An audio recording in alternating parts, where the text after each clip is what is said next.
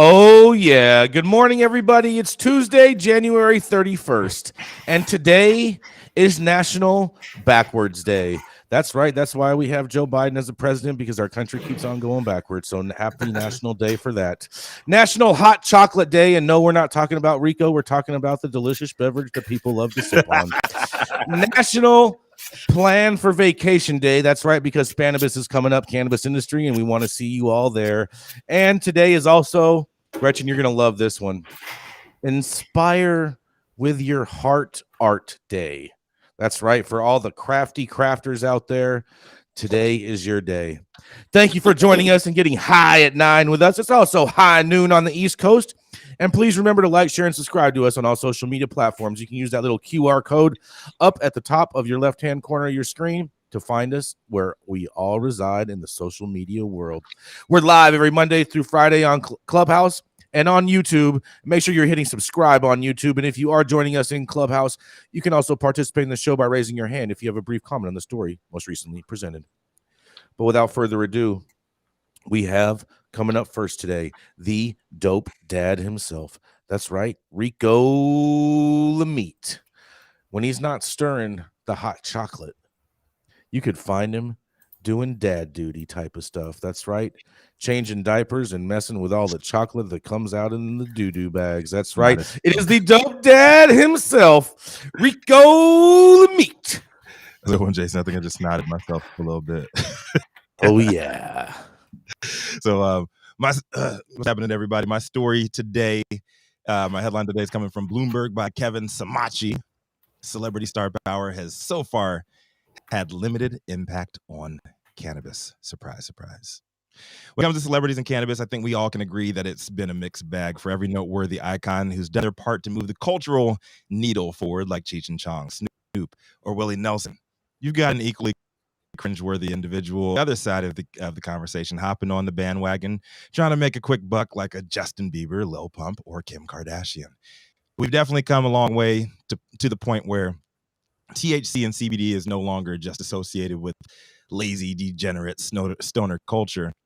Who would just dreamt just 10 years ago Mike Tyson or Martha Stewart would be both hawking cannabis products at opposite ends of the spectrum? But per the article, as far as brand performance goes, the industry's been watching, and not much has really stood out.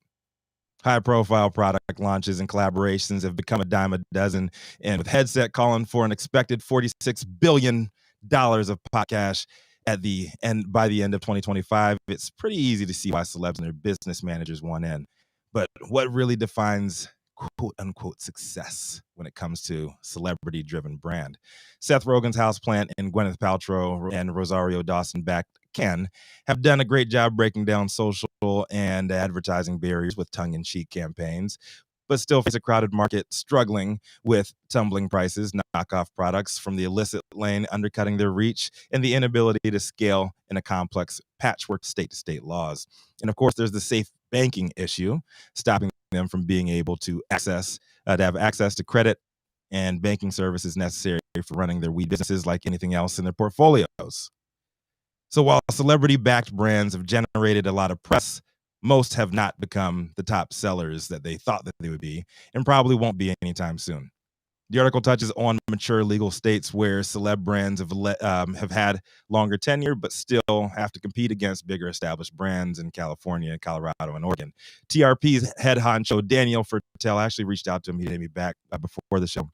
But his group claims 18 dispensaries across 8 states and says that, notice, consumers don't necessarily care as much about celebrity attachments, and the vast majority of his company's top-selling brands aren't celebrity-linked ones. And Statehouse Holdings is in 14 California dispensaries. They echoed Fertel's sentiments in the story too. But there are a few exceptions to the rule. Like I said before, Martha Stewart's CBD line with Canopy Growth, according to Bloomberg, sales rose very swiftly, outselling all competitors in the lane and bringing in new customers. Mike Tyson's Tyson 2.0 has also done relatively well, recording $20.7 million in retail sales since launching November 2021. The overall vibe of the stories that celebrity endorsements have been hamstrung by the lack of access to proper marketing channels to get word out that household names are actually hawking these products. But personally, working with celebrities and influencers in both the CBD and THC lanes over the several years, I'd take it a step further and say conversations pretty similar to why we're seeing big box MSOs retreat from mature markets. When there's no real connection to the community that built this shit, you're going to fail. Cannabis isn't just another mainstream product that can be categorized the same way as anything else in America. It's a life-saving medicine that you can also enjoy with your friend on the weekends. It's been the sole producer of revenue, illegally keeping food on the table for operator families for generations. People have and will continue to die for cannabis, for both the right to have access to it and the right to profit from it.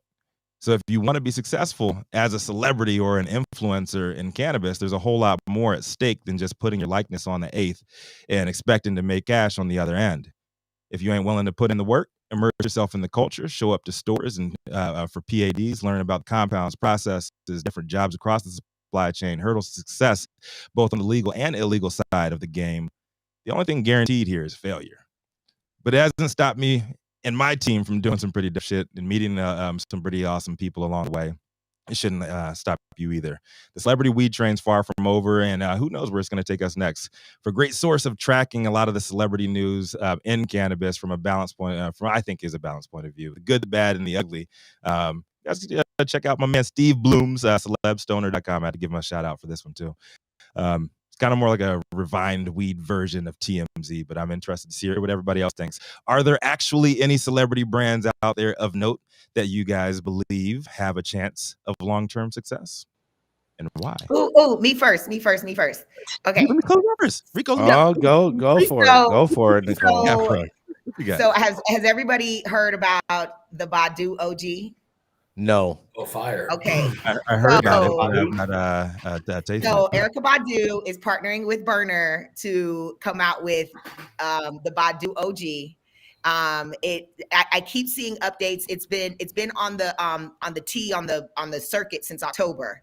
I've seen articles in December, November. They're coming out with a mushroom tea. Now you know Erykah Badu selling Badu pussy incense on her website for $50. Yeah. Okay. What did it smell like? I hope they smell like Badu's pussy. And then these other, but she's selling 10 incense. Yeah. Is it like after a workout or is it after it's showered? I don't give a fuck. That's the different kind. My point is, she's selling these incense, Badu's pussy, for $50, 10 incense for $50 on her website, and cannot keep them on the shelf. Cannot. And so I'm really excited about Badu OG. Apparently she's got Mad Cow Genetics growing it.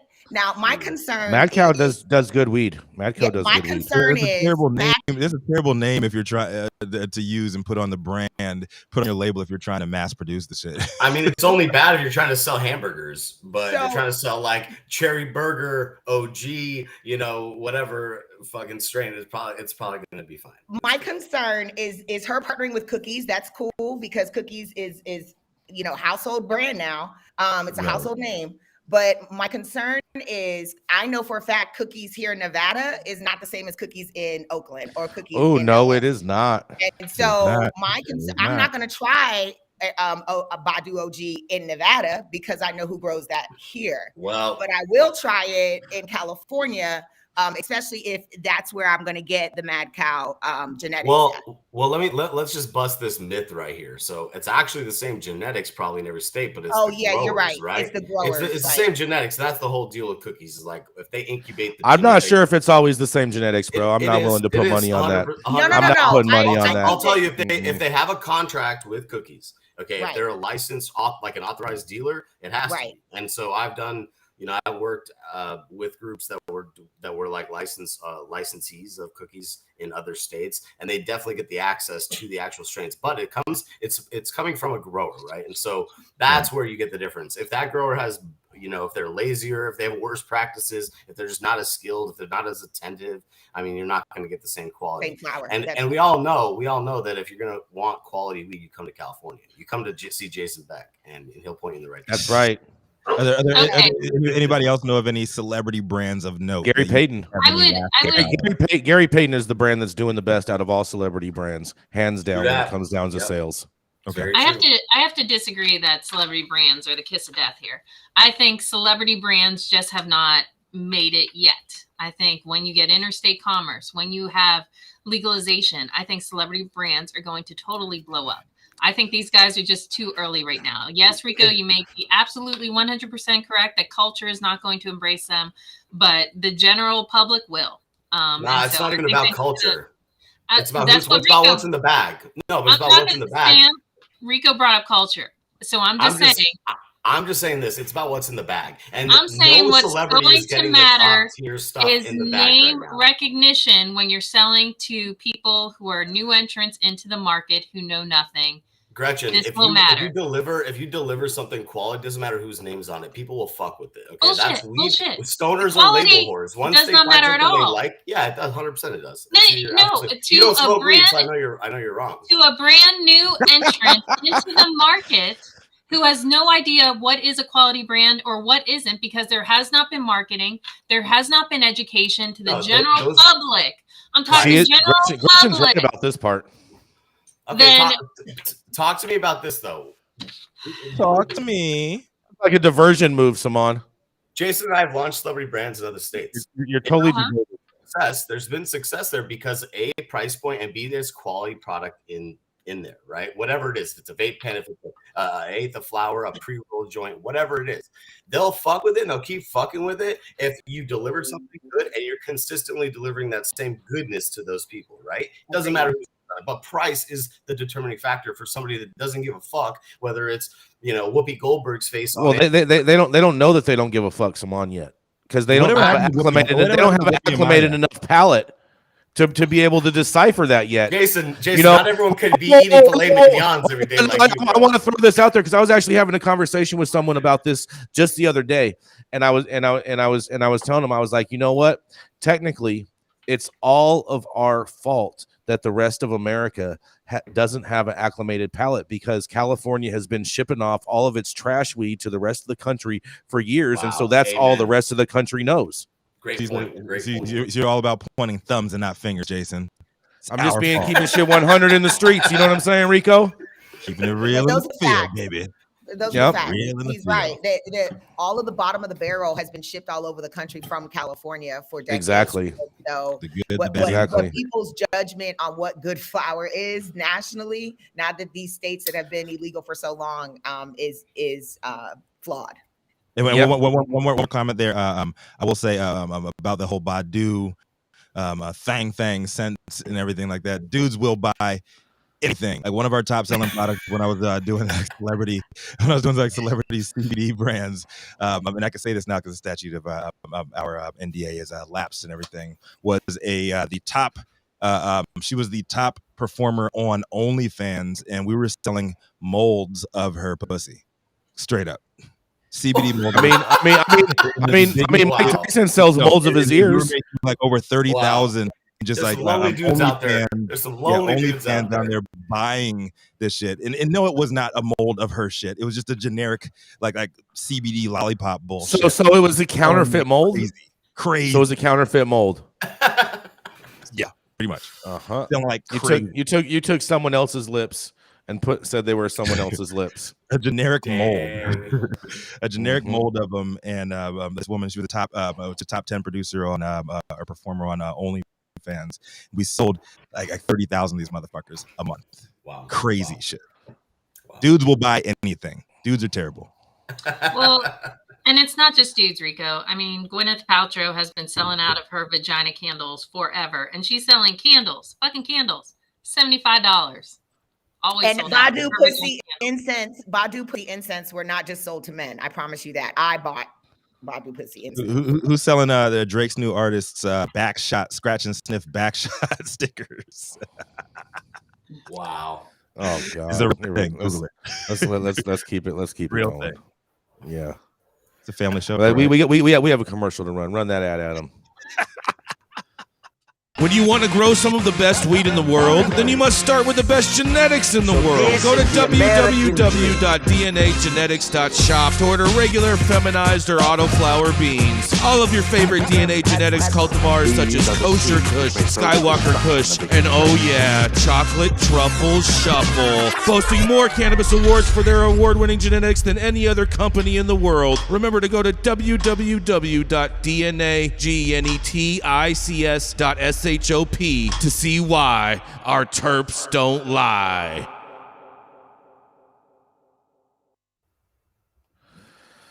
Oh yeah. Now Yes. that we good? Yeah, bro. Amazing. Are we back into the family programming? That last comment took a dive. All right.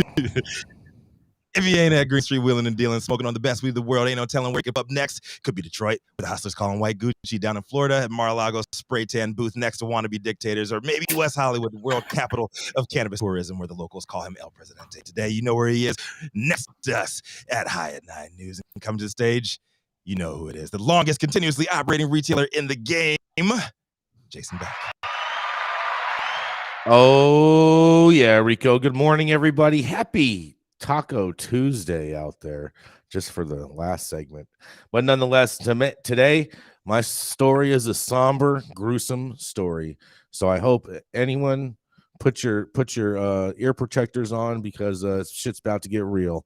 Because a former Bay Area mayor and a cannabis entrepreneur are convicted of child sex crimes. That's right. A former Sebastopol mayor, Robert Jacob, was convicted of 6 felony crimes involving a sexual abuse of a child this month. Jacob, 45 years old, pleaded no contest to a half a dozen counts in Sonoma Superior Court on January 20th, capping a decade-long descent for the one-time cannabis entrepreneur and local politician who was selected mayor by his colleagues back in 2013. The crimes Jacob plead guilty to a cover of gamut of illegal behavior, from contacting the victim with the intent to commit a specific offense, to arranging to meet the victim, to offering or providing transportation to the victim, to ultimately committing acts of sexual abuse against the victim, who was under the age of 15. As a result of Jacob's plea, 5 other felony counts were dismissed. Sonoma County District Attorney's Office online records show the Press Democrat reported that the victim, aged 16 by the time of the preliminary hearing last March, testified that he met Jacob on the app Grindr, and the two exchanged nude photos before Jacob escalated their relationship with knowledge that the victim was underage. The victim testified that Jacob gave him detailed instructions about what to do when he reached Jacob's home on at least 2 occasions, and paid him $75 after each time. Jacob, who is not being held in jail, is scheduled to return to court for sentencing on March 23rd, a little more than 3 years after his arrest by the Sebastopol Police Department. Jacob, founder of the medical marijuana dispensary Peace in Medicine, was elected to the Sebastopol City Council in November of 2012 and was selected mayor the next year. He served 1 term. He is not the only Sonoma County politician to face credible accusations of sexual abuse. Former Windsor Mayor Dominic Fapoli resigned from the town council in 2021 after a Chronicle investigation that uncovered accusations of sexual assault and misconduct against at least 14 women. The California Attorney General's office is reviewing the results of a criminal investigation opened by the Sonoma County Sheriff's Office after the Chronicle's reporting, while Falopi is currently a defendant in a civil lawsuit brought by 7 of his alleged victims. And Windsor is about 10 miles north of Sebastopol, just for some geographical context. Me personally, I think this story is disgusting, and I think that it is atrocious that we have these types of people trying to placate within our cannabis community, and we need to expel these types of individuals out of our community, and we need to just get rid of this shit, because touching kids is not cool, and it should not be tolerated on any level whatsoever. And this is Jason Beck reporting for the High at 9 News Hour. What do y'all have to say about this? I agree. Wait, did I hear you say that the person was brought to his house like an escort? What? It sounded to me more like a Uber, like he ordered an Uber for him. Is from what I pictured from how the story read. And I mean, he arranged. It said he arranged for transportation for the minor to come to his house. He paid him too, like every time, right? Yeah, we'll pay $75, and that's pretty cheap. Bucks. Yeah. He ain't no. That's definitely exploitation right there. He ain't no Four Seasons hoe. You know what I'm saying? No, definitely not a Four Seasons. Yeah. I'm trying to refrain from the jokes on this one. But this is like the worst. This is the worst, man. I hope this guy gets what's coming to him in prison. And what the fuck is going on up there? You said it's the second politician like within 10 miles of each other up there in the last few years. Well, one of them was for women that were above age. This is the only one that is involving children. And could the parents or community members, can they sue Grindr for letting this 14-year-old on the fucking app? I think that's an interesting case. Could definitely be possibly. They've met on the fucking on Grindr. Then I don't see why they can't be at least partially to blame for here. I mean, it's probably some weird thing where they have their discabler, and if you like that's probably your age and stuff like that, then it's not on them, it's on you. But but the Grindr app is for sex. It's for hooking up. Yeah, but even bigger than that is the support this guy got from his community to get him to the mayor position. That's the weirder part. Let's Well, hold on. He also pulled a lot. He also pulled a lot of political strings just to get that store open in Sebastopol originally, before when he was just on the board on the city council. Sure. So let's not get. Jason, which town are we talking about? Sebastopol. It's like north. It's a Sonoma. Yeah, Sonoma. Yeah. It's like right there near somewhere. Gross. This story it's a gross story. Wow. It's a gross story. I told you guys. I gave you guys a warning ahead of time. I appreciate that. But it'll be interesting, like, because if Grindr can't be at fault here, like what the fuck is up with his parents, man? Like, you got to make sure you're fucking watching your kids and taking care of your kids. Like, if you got picked up in an Uber or whatever, taken however many miles away to see some how is it okay that people think that it's okay to touch minors and to involve kids in sexual relations? That is the biggest crazy thing that goes over my head. Yeah, I just don't understand that at all. How people could even think that that's even possibly cool. Well, culturally, Jason. Culturally, there are children, there are women, there are girls all over the world that are married off to grown-ass men for the sake of saving their families. And in California, I believe. I think all of that shit is disgusting. Just so you know, Nicole. I'm going to text my wife right. She's upstairs. But she actually deals with a lot of this, dealing with mental health in the school system. But I believe in California, with the parents' permission, you can consent at 14 years old. What? Let me tell you something. Any parent that allows that type of consent should probably be investigated by CPS. Man, straight up. Gives me. I'm queasy now. I'm queasy. Straight up.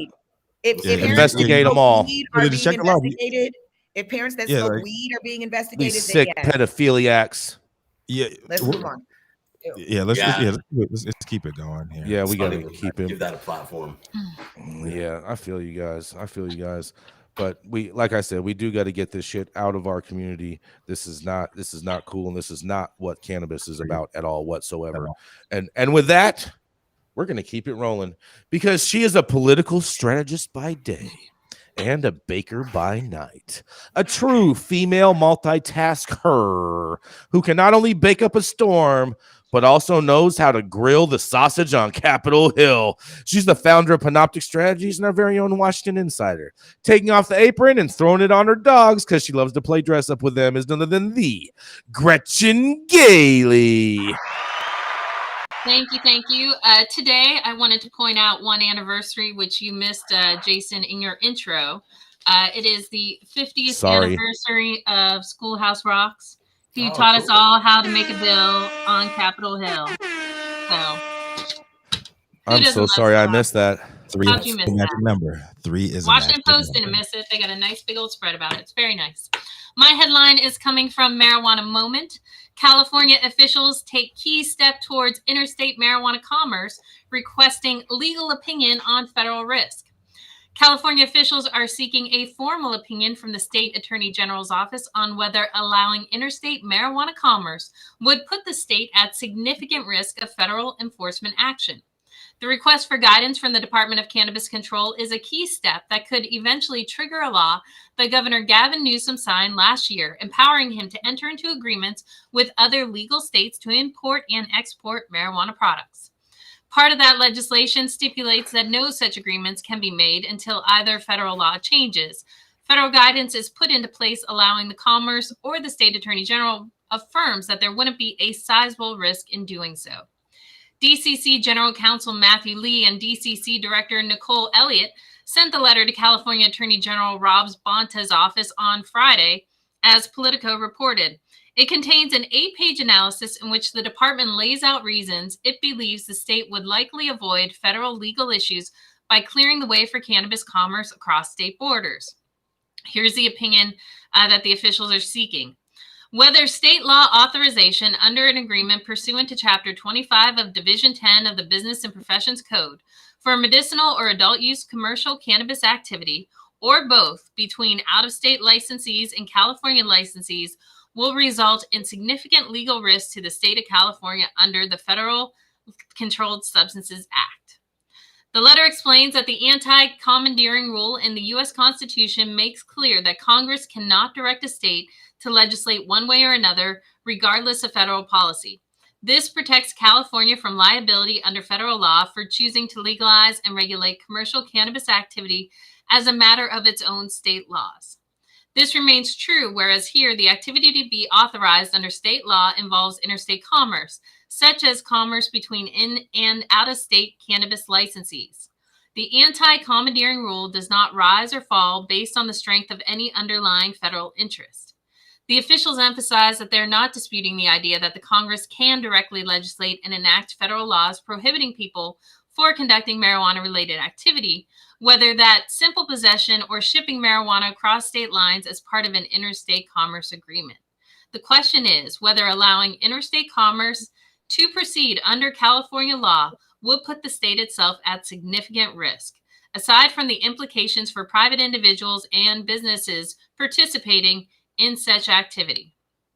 DCC further maintained in its letter that the Federal Controlled Substances Act provides explicitly immunity for states and officials that enforce laws and municipal rules for controlled substances. This provision is broad and unqualified.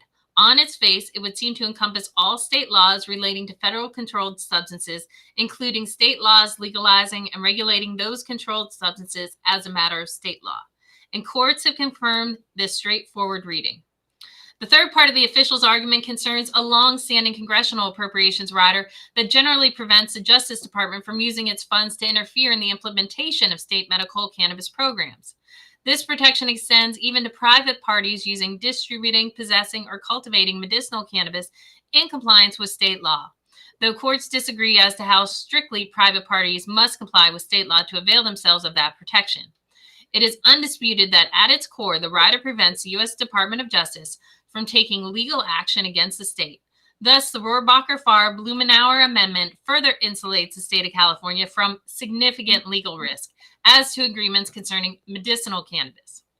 We do not rely on the existence of the Rohrabacher-Farr-Blumenauer Amendment as dispositive. In our view, an agreement under SB 1326 would not result in significant legal risk to the state under the Controlled Substances Act, even if the amendment did not exist, for reasons we have already explained. Nevertheless, the existence of the Rohrabacher-Farr-Blumenauer Amendment further insulates the state from any hypothetical legal risk to agreements involving medicinal cannabis, and thus further supports the conclusion that such an agreement presents no significant risk to the state. I think this is an interesting move by the DCC. I am no lawyer and cannot, once again, as we all say, I do not offer a real opinion on this. However, I say go for it, California. I would love to see the feds try and come after you. I would love to see the Supreme Court have to get involved in this argument. I think it's an interesting argument they put forth. I don't know what other states they're going to get to play ball with them, though, because I would assume the other state is going to have some risk on their end. But it is interesting, and I'm sure Saman can get into what significant risk is, and significant risk, I'm sure, is in the eye of the beholder. This is Gretchen for High at 9 News. So Gretchen, in regards to this, I found it very, very interesting that the state is only worried about what happens to them.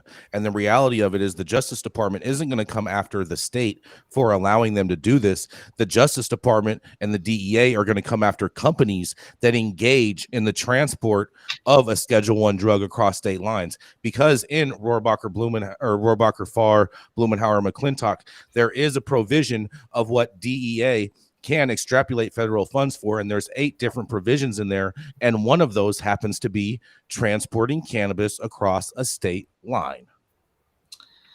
I hear what you're saying, Jason, but the state, I frankly can't care about the other businesses and folks that are. A state better care about the businesses because they're the one that's paying the taxes for their department. No. The state has to care about themselves when they are looking at the significant legal risks. They can't go out there and tell a business, "Oh, you can get away with this." And hold on. There's a whole nother problem. There's a whole nother problem that no one's even brought up. And let's just say for the whimsical people out there that are dreamers out there that think that the state, that the attorney general is going to come back with a positive ruling and say, okay, yes, you can travel with it across state lines. You can sell weed to another state. Okay, well then now comes into even a bigger question of testing requirements, because you can have a vape cart that tests clean in Oregon but not test clean in California. And so now, because there's no standardization of testing, you can even have interstate commerce if you wanted to. Jason, I never said that this was a brilliant idea. This is a stupid idea and a waste of our taxpayer dollars. This is bullshit. And all it's doing is giving people a false sense of security, because what they're hoping for is one of these whimsical opinion pieces that is not based off legal anything. It's just based off people's emotion of the fact that them wanting to be able to be progressive and do it. And it's going to get people caught up and in jail and facing major legal fines and jail time. Yeah, Jason, I mean, that's a good point. I'm surprised by your fervor here, because you lack it everywhere else, frankly. Angry. Yeah, it got spicy taco angry Jason today. You know, and Gretchen, all they're asking for is an opinion. Let's see. I understand that, and opinions are like assholes. Everybody has one. Yes. Agreed. I'm kind of with Jason on this one. I think it's a pipe dream to think that we're going to have interstate commerce like California weed is going to be shipped to New York anytime soon.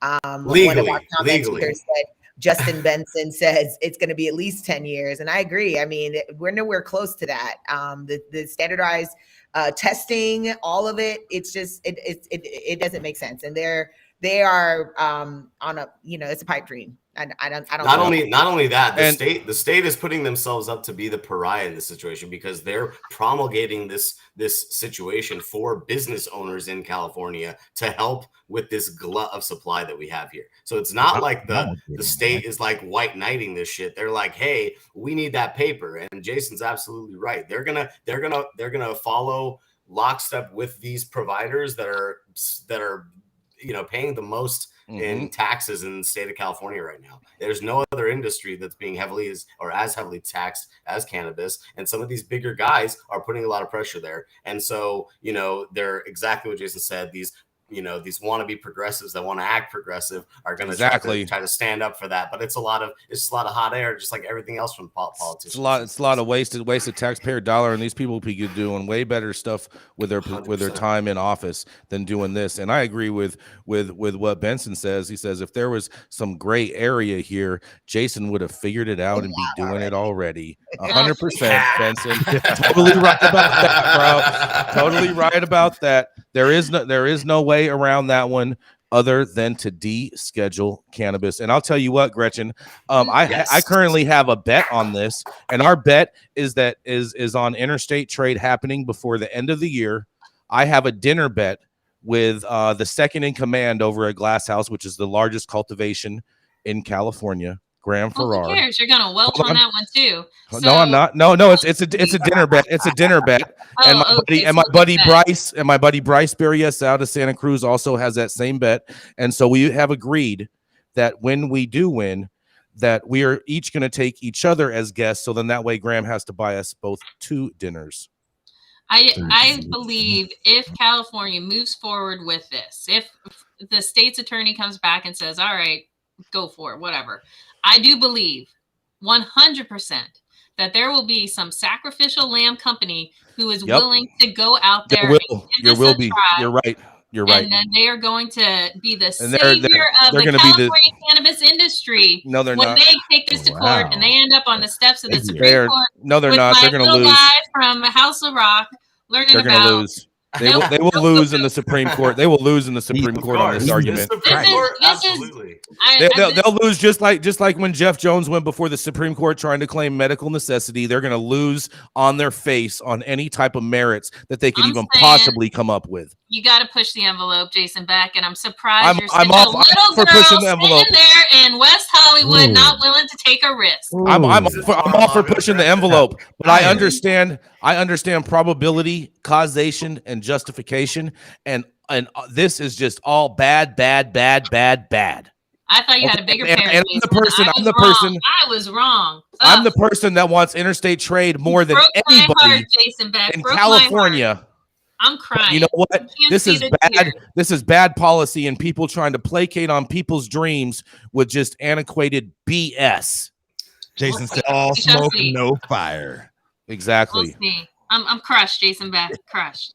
I want to offer a correction. Jason Beck is coming live from Mar-a-Lago, not West Hollywood. We need our viewers to know that. West Mar-a-Lago. West Mar-a-Lago. Yeah, that's cute. West Mar-a-Lago West. That's cute. It's cute. Thank you guys all. Gretchen, thank you so much for covering this story today. I know this was a hot button contention.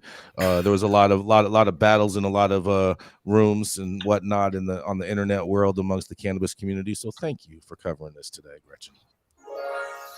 Flying into LAX and you want to taste some of the best weed in the world? Then stop by LAXCC, the closest dispensary to LAX, located at 8332 Lincoln Boulevard and open from 8 a.m. to 10 p.m. 7 days a week. Always make LAXCC your first stop when you touch down in LA and score like a winner. And don't forget to tell them I sent you and mention you'd like to get high at 9 for 10% off your full order.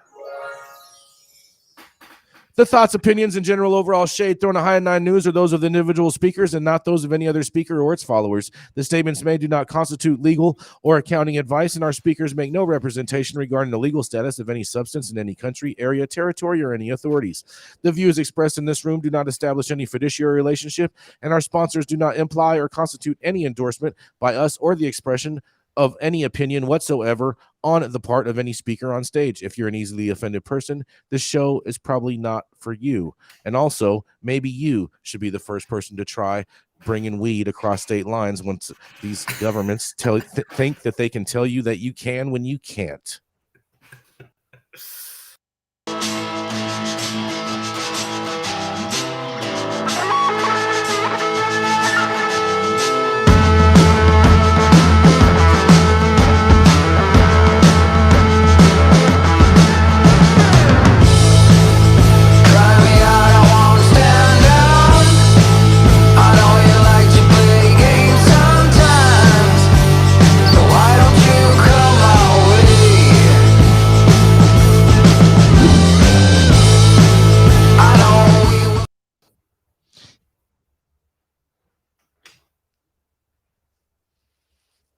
All right.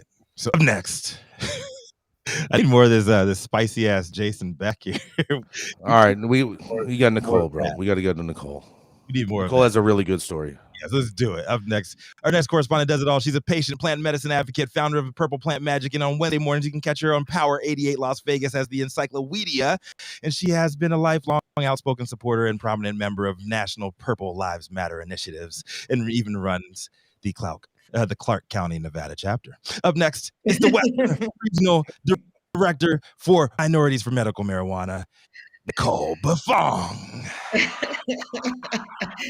Thank you so much, Rico. My story is out of Japan today. And what is interesting is this story was posted last week. We've heard some rumors about cannabis, medical cannabis being legalized in Japan since last year, the end of last year.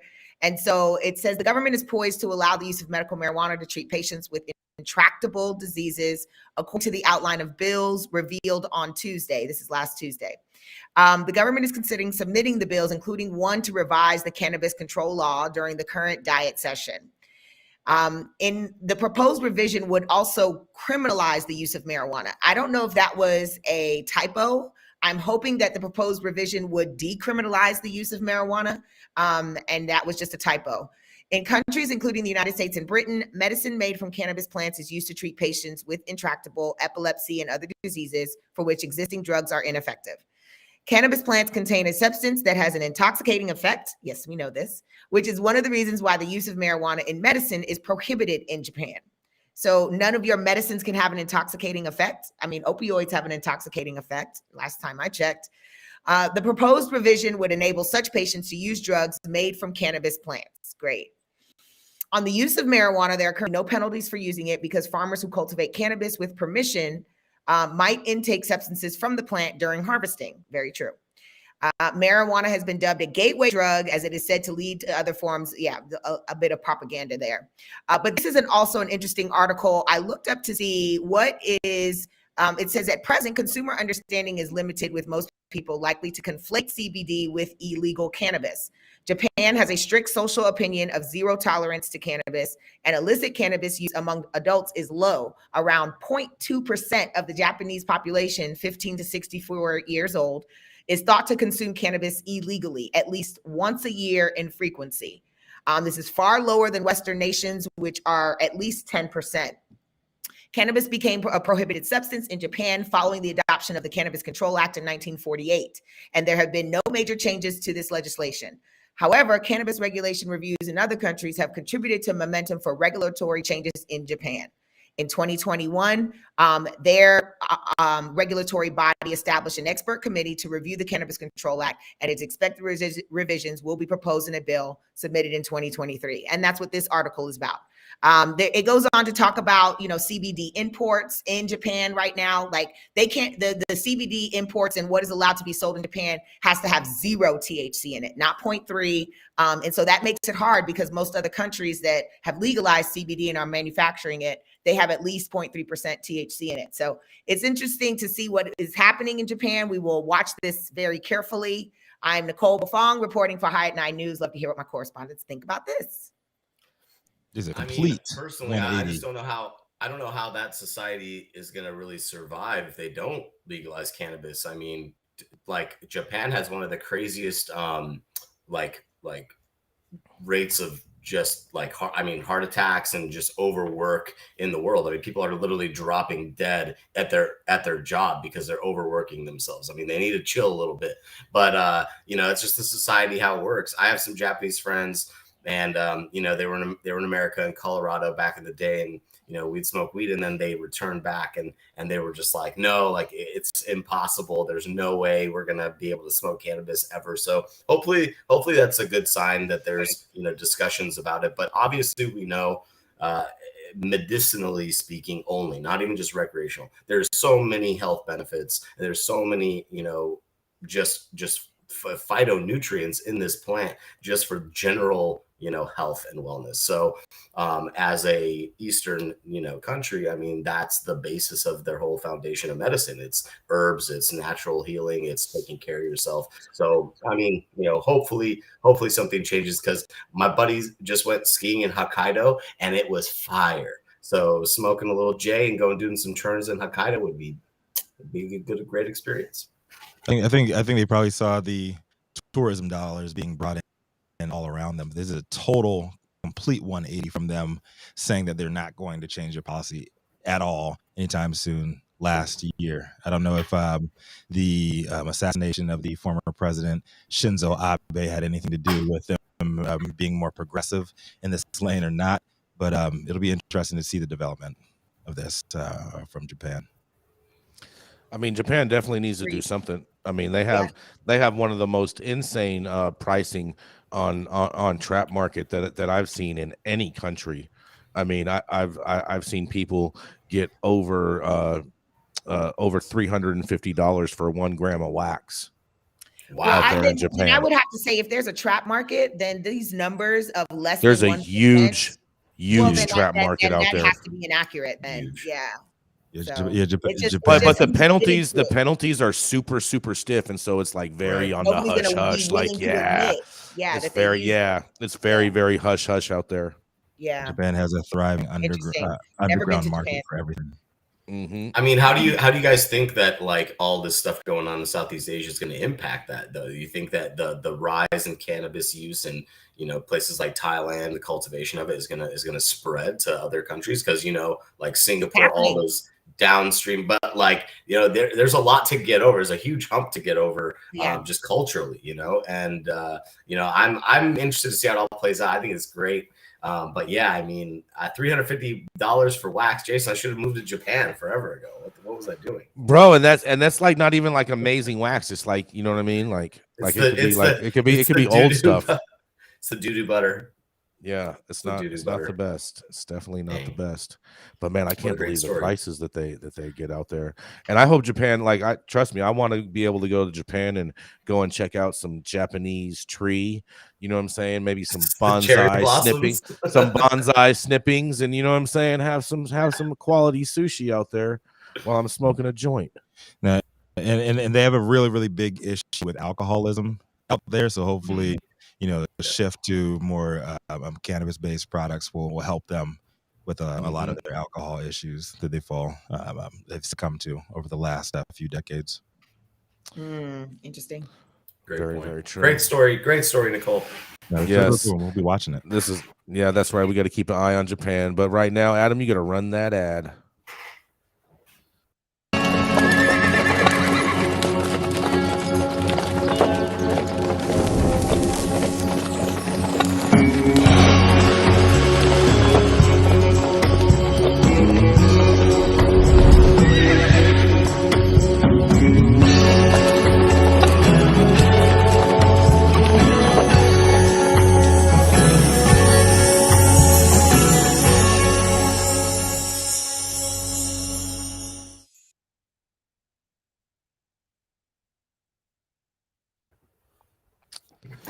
Oh, yeah. Coming up next. That's right.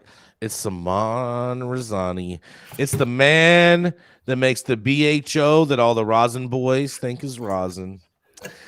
Not only that, he's a master at formulations, site designs, building out your grow, and the more you know, the more you'll show. That's right. Because when he formulates these products, he's most known for helping women going through menopause say hello again. That's right. It is Saman Razani. Oh, my people. Thank you very much. I'm back from vacation with a great story. This kind of actually, this probably should have went right after Gretchen's, because this is probably going to be the catalyst for maybe some interstate commerce exchange. So from our friends at Marijuana Moment, Kyle Yeager writes, GOP congressman files marijuana rescheduling bill amid ongoing Biden administration review. A GOP congressman has refiled a bill to move marijuana from Schedule 1 to less restrictive Schedule 3 under federal law. Rep. Greg Steube, I hope I'm pronouncing that right, a Republican from Florida. Steube, thank you, Jason. Republican from Florida introduced the proposal on Friday. This is the third session in a row that he's pushed for the modest reform. Modest, my ass. Titled the Marijuana 1 to 3 Act, in short. The 2-page bill states the Attorney General of the United States shall, by order, not later than 60 days after the date of enactment of the section, transfer marijuana from Schedule 1 of such act to Schedule 3 of such act. Advocates are strongly pushing for removing cannabis from the Controlled Substances Act, the CSA, altogether. But the congressman has urged that rescheduling could be an interim move to promote research into the plant and its components. And we all know that's a lie. As marijuana is legalized for medical and recreational use across the United States, it is important that we study the effects of the substance and the potential impacts it can have on various populations, he said in 2019. By rescheduling marijuana from a Schedule 1 controlled substance to Schedule 3 controlled substance, the opportunities for such research and study are drastically expanded. President Joe Biden has voiced support for both rescheduling the marijuana research. He has also signed a marijuana research bill into law last month, making history by enacting the first piece of standalone federal cannabis reform legislation in U.S. history. Biden issued a mass marijuana pardon late last year as well. He has also directed the administrative review into cannabis rescheduling under the CSA. Agencies are in the process of carrying out scientific review into marijuana to determine if it's appropriately scheduled. While moving marijuana to Schedule 3 under Stubbe's new bill would end federal prohibition, it would still have a number of effects. It would, for example, protect federal employees who use marijuana from a Reagan-era executive order that defines illegal drugs as Schedule 1 or Schedule 2 substances, and only drugs under Schedule 1 and 2 are affected by the tax provision known as 280E that blocks cannabis companies from deducting business expenses from their taxes. Reclassification would also make scientific research easier, since cannabis's current Schedule 1 status creates additional hurdles for studies.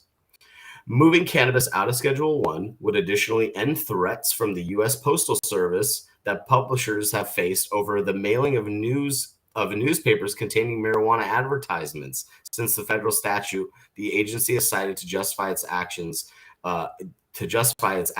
applies only to Schedule 1 substances. But modest rescheduling alone would not remove federal criminal penalties. Advocates have also expressed concern that any move other than a complete removal from the CSA could create additional regulatory roadblocks for cannabis businesses that are operating in compliance with state laws. The Republican majority in the 118th Congress is working to make our government accountable to the people, Stubbe said in a press release in which he announced the cannabis bill and several other unrelated proposals to ban research using dogs, block professional sports organizations from claiming nonprofit status and tax breaks, and stripping Disney of certain copyright protections, among others. Meanwhile, Stubbe has also filed separate legislation for the current session that meant to protect military veterans from losing government benefits for using medical marijuana in compliance with state law. It would further codify that U.S. Department of Veterans Affairs, the VA, doctors are allowed to discuss the potential risks and benefits of marijuana with their patients. Rep. Alex Mooney, Republican from West Virginia, and two other GOP co-sponsors filed the first piece of cannabis legislation for the 118th Congress. It's designed to allow medical cannabis patients to purchase and possess firearms and cannabis at the same time. And that is the story. There's a clip of the actual bill here, if we can throw that up. So this is very interesting. I mean, we've talked about this before. I'm not a proponent for rescheduling because what we know is that eliminates a lot of the mom and pop players from this game.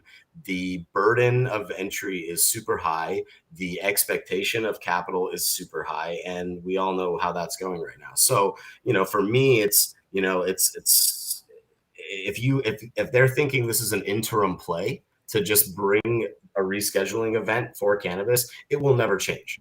Once research happens and once it gets into the hands of big pharma, perhaps, which it already kind of is, then we're really going to see a change in the tide, and it kind of eliminates, this as a potential industry or business opportunity for minorities, for anybody that's not, sitting at the table or a part of the club with those guys. So, Stubbe, I appreciate you, but, decriminalize or deschedule, rather than reschedule. That's the only way forward, only path forward.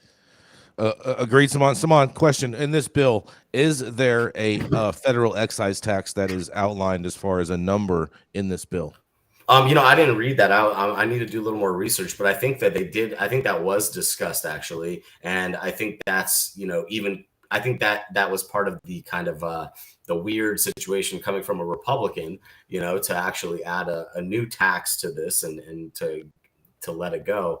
But we'll have. Well, to you have talk to have some type of excise tax if you expect to get rid of 280E, because any bill that eliminates 280E, the CBO would not get a good score if there is no type of financial replacement for the money that the government currently gets off 280E. So what you're saying, Jason, is the Republicans really are not about reducing taxes unless it benefits them. No, I'm not saying that at all. You're putting words in my mouth. Gretchen, what do you think about this? I think Stubby may be a little misguided in what he's attempting to do here. I think I would hope his heart's in the right place. Light up the Stubby. Yeah. Gonna get us where we need to be. I think Stubby, I don't know, when he fell off that ladder, hit his head a little too hard. Well, no, I do like to see that there is some progression happening where people are evolving on cannabis, although it's a slow evolve. Lose your mind when Biden suggested moving it to Schedule 3. 100%. But Biden knows better, okay? And Biden is controlled by the Democrats, which all know that we have to deschedule. Like, that's not a talking point. You're cool with Stubby moving it to 3? No, I'm not. No, I'm not cool with this bill at all. What I'm saying is that I'm happy to see the evolution of Stubby, and that I know that with more conversations, he can get to be a descheduling member of Congress. Yeah, but this is what's happening, right? This is always what happens behind closed doors. Why no one trusts politicians in general is when it gets to that point where they want to reschedule, they're talking to the biggest companies, their lobbyists, and Gretchen, you can attest to this. They're only talking to the pharmaceutical industry, Simon. They're not talking to cannabis companies. Who do you think don't get people confused. They're only talking to pharmaceutical companies about that. Hold on, Jason. Wait. Wow. Okay, hold on. I want to hear what Gretchen has to say. But the pharmaceutical industry is already intertwined with MSO companies and publicly traded cannabis companies. So that's kind of untrue, Jason. They are talking to those same people. That's who's there filling their pockets or contributions or taking them to dinner or cannabis does not put enough money in there to play with. Not yet. But when Stubby, when you see these Republicans, when you see all these senators coming out or congressmen coming out in support of it, that money's flying around. How many people have sponsored this bill? 2 more Republicans, 1 from West Virginia. 2, so that's 3-4 members on here. 3 is a member. Kind of like how many have sponsored your girl Nancy Mace's bill, and it's been sitting around forever. Don't worry about that. Shots fired. There's shots fired. I'm not worried about pharma because, frankly, pharma is going to play wherever it wants. So if it goes one way or another, pharma doesn't hate. Pharma's going to get in and make their money. So to be, this is all about big pharma. Who cares? Shut up. They're going to do what they want. Do you mean? And step on your neck anyway. Pharma's coming. Nothing that we do is going to stop them from coming. Not happening. It's happening. I think we need to give pharma a big case of the blue balls right now. I'm just saying, right now. They got pills for that. And final word, Gretchen. What you got for us? Close this one out. I don't see this going anywhere. But yay, Stubby, for trying, as Jason would say, and suck it for Stubby trying. Gretchen wins. I just wonder how many stoners are going to start saying that they're smoking Stubbies instead of smoking doobies. If it passes, they'll say that. No, they won't. No, they won't, because they won't have weed to smoke except for trap market, because it'll be Schedule 3. Stubby brothers. Yeah. Sean Kiernan, are you with us, Sean? I think he's going. I just see the black box. I think he's going. I think he missed the Instagram wave from 2 years ago. Are you with us, Sean? Hey, Sean. Yeah, Sean. Colin Kiernan. Sean, hello. Yo. What was interesting? Fighting against each other. I like that. Get him. Talking about Sean. There was a segment that talked about how the VA doctors, if it's rescheduled, then they can talk to their patients about the benefits. Hey guys, that's crazy. Hey, Sean's here. Let me introduce Sean. Sean, can you speak, Sean? Can we hear you? Blink once. Yeah.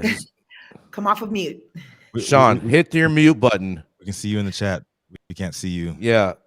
Your physical form. He's gone pure energy. Not on you. Well, Sean, we don't hear you, Sean. So you need to figure something out, bro, because you've done this before, so we know you can do it. We believe in you. Next time, Sean. Well, Sean. Well, Sean. Today was a great show, y'all. Yeah, I don't know what is going on, Sean. Yep. Well, it is the top of the hour. What you want to give him a second? You want to just go and run? Do you see him? Sean, are you with us, Sean? Sean, going once, going twice. He's gone. Yeah. Rico, play the womp womp womp womp. Yeah, thank you. Oh man, thank you all for getting high at 9 with us every Monday through Friday at 9 a.m. Pacific and high noon on the East Coast. Big thank yous to our audience and supporters for tuning in daily and listening to the insanity that is the developing cannabis industry. Thank you to all of our haters for always talking and thinking about us, because we have the most immaculate pieces of properties rent-free inside of your head. Huge thank you to our sponsors, True Classic, iSpire, Wizard Trees, DNA Genetics, LAXCC, for always helping us with keeping everything rolling. Thank you to our correspondents for being absolutely amazing. And thank you to you, Cannabis, because without you, we wouldn't be doing this. Thank you to Cloud Media Partners, House of Fuego, been rocking it, and Zaza Simone Brown holding us down in Clubhouse on the regular. Thank you all for coming and creating this safe space within the cannabis universe. And thank you all for tuning in and getting high at 9 with us. It's America's #1 daily cannabis news show. Turn out for Jesus.